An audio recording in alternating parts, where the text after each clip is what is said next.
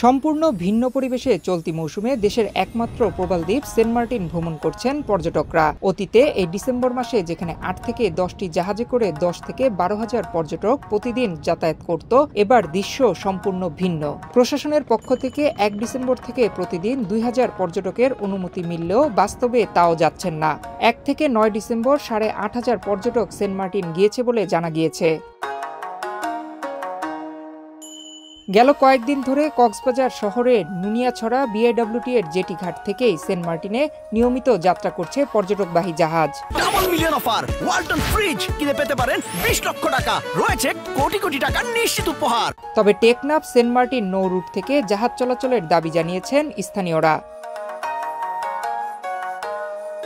দীর্ঘদিন বন্ধ থাকার পর এবার সেন্ট মার্টিনে ঘুরতে যেতে পেরে খুশি দর্শনার্থীরা। তবে ট্রাভেল পাস নিয়ে দর্শনার্থীদের মধ্যে রয়েছে ভিন্ন প্রতিক্রিয়া। আচ্ছা, আমাদের ফার্স্ট জার্নি, আমরা নিউ কাপল হানিমুনে আসছি, খুব ভালো লাগছে। হ্যাঁ, অনেক ভালো লাগতেছে। ফ্যামিলির সাথে আসছি, আমাদের ফ্যামিলিতে আমার মা, আমার ছোট বোন আর আমার হাজবেন্ড, আমরা সবাই আসছি। তো অনেক ভালো লাগতেছে, প্রায় ১ বছর পর। তো সবকিছু মিলে অনেক ভালো লাগছে, অনেক এক্সাইটেড আমি। ট্রাভেল পাসের ব্যাপারটা অনেক ঝামেলা। কালকে রাত্রে ৩টার নাগাদ আপনারা ট্রাভেল পাসটা দিয়েছে, কিন্তু কর্ণফুলী ক্রুজ লাইন কর্তৃপক্ষ আন্তরিকতার কারণে ওরা অনেক হেল্প করছে।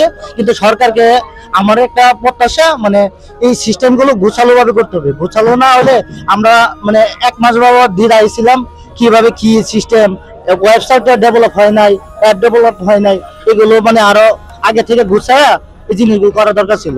সরকারি সিদ্ধান্ত অনুযায়ী ডিসেম্বর ও জানুয়ারি এই ২ মাস প্রতিদিন ২,০০০ পর্যটক সেন্ট মার্টিনে ভ্রমণ ও সেখানে রাত যাপনের সুযোগ পাচ্ছেন। তবে এর বেশি পর্যটক গেলে কঠোর ব্যবস্থা নেওয়া হবে বলে জানিয়েছে সরকার।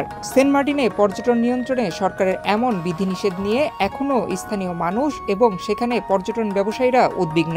যে সেন্ট মার্টিন দ্বীপবাসীর দিকে তাকিয়ে হলেও অনন্ত ৩,০০০-৪,০০০ পর্যটক বাড়িয়ে আমাদের সেন্ট মার্টিনে ৩ মাস ৪ মাস যদি পর্যটকের আসার সুযোগ করে দেওয়া হয়, সেক্ষেত্রে আমাদের যে একটা দুর্ভিক্ষের সম্ভাবনা আছে ভবিষ্যতে, সেটাকে কাটিয়ে উঠবে। সেন্ট মার্টিনে এখন ১,০০০ থেকে ১,২০০ ডেইলি পর্যটক আসতেছে। এগুলো দিয়ে আসলে সেন্ট মার্টিনের স্থানীয় মানুষ এখনো 60% তাদের হোটেল রিসোর্ট এখনো তালা মারা, যার কারণে স্থানীয় মানুষগুলো আগামী ১ মাস পরে পর্যটক বন্ধ হয়ে গেলে আসলে এই ২ মাস বা ১.৫ মাসের ইনকাম দিয়ে আগামী ১০ মাস কিভাবে তাদের জীবন জীবিকা চালাবে, এটা খুবই দুশ্চিন্তায় এই দ্বীপের মানুষ। সারাদিন একটা ভাড়া পাই, ওটা দিয়ে ২০০ টাকা ৩০০ টাকা এগুলো নিয়ে চলতে পারি না, খুব কষ্ট হয়ে যায়। পর্যটন ব্যবসায়ীদের মতে পর্যটকদের আগমনে প্রাণ ফিরবে দ্বীপের, চাঙ্গা হবে সব পর্যটন ব্যবসা। সেন্ট মার্টিনে পর্যটনবাহী জাহাজ কেয়ারিস সিন্দাবাদের কক্সবাজার ইনচার্জ নূর মোহাম্মদ সিদ্দিকী বলেন, খুব ভালো সাড়া পাচ্ছেন তারা।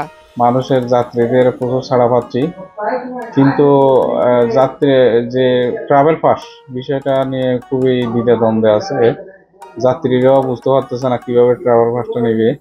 আমরা বলছি আমাদের কাছ থেকে নিতে পারবেন, তখন আমাদের কাছে এসে আবার ওদের ট্রাভেল পাসের যে সফটওয়্যার আছে ওটা বিভিন্ন সমস্যার কারণে একটু ভোগান্তির শিকার হতে হচ্ছে যাত্রীদেরকে। তবে স্বস্তির বিষয়, পর্যটক কিছুটা কম থাকায় আর প্লাস্টিক পলিথিন একেবারে নিষিদ্ধ হওয়ায় আগের চেয়ে বেশ পরিচ্ছন্ন দ্বীপের চারপাশের সৈকত। নয়ন বিশ্বাস, বাংলাদেশ প্রতিদিন।